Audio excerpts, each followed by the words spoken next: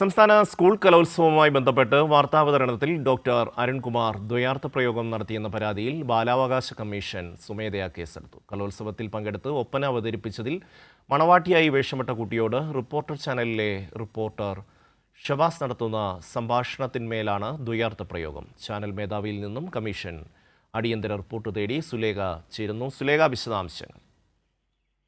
ഷെമി, എന്തായാലും നമ്മൾ ഈ ഹണി റോസിന്റെ കാര്യമൊക്കെ പറയുന്ന ഘട്ടത്തിലാണ് ഇപ്പോൾ റിപ്പോർട്ടർ TV, അതായത് കഴിഞ്ഞ ദിവസം സമാപിച്ച കലോത്സവവുമായി ബന്ധപ്പെട്ട് നടത്തിയ റിപ്പോർട്ടിങ്ങിനിടെയാണ് ഇത്തരത്തിൽ റിപ്പോർട്ടർ TVയുടെ റിപ്പോർട്ടർ ചാനലിന്റെ റിപ്പോർട്ടർ ഇത്തരത്തിലുള്ളൊരു പരാമർശം ഈ കുട്ടിക്കെതിരെ നടത്തിയത് എന്നുള്ളത് തന്നെയാണ്. ഇതുമായി ബന്ധപ്പെട്ടാണ് ബാലാവകാശ കമ്മീഷൻ ഇപ്പോൾ ഇത്തരത്തിലുള്ളൊരു നടപടി സ്വീകരിച്ചിട്ടുള്ളത്.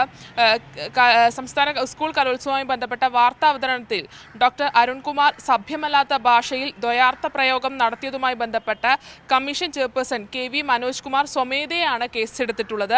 കലോത്സവത്തിൽ പങ്കെടുത്ത് ഒപ്പന അവതരിപ്പിച്ചതിൽ മണവാട്ടിയായി വേഷമിട്ട കുട്ടിയോട് റിപ്പോർട്ടർ ചാനലിലെ റിപ്പോർട്ടർ നടത്തുന്ന സംഭാഷണത്തിന് മേലാണ് ദ്വയാർത്ഥ പ്രയോഗം എന്നുള്ളതാണ് കമ്മീഷൻ പറയുന്ന ഒരു കാര്യം എന്ന് പറയുന്നത്.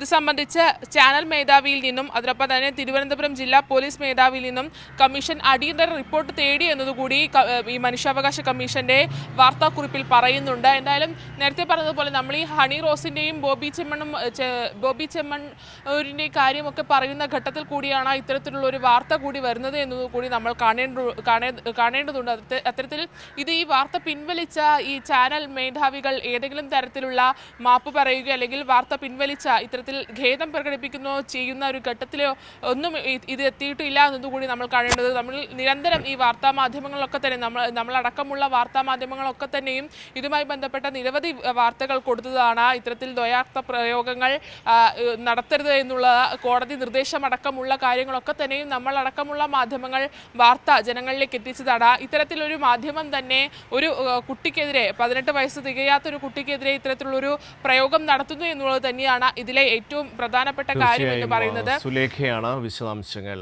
നൽകിയത്.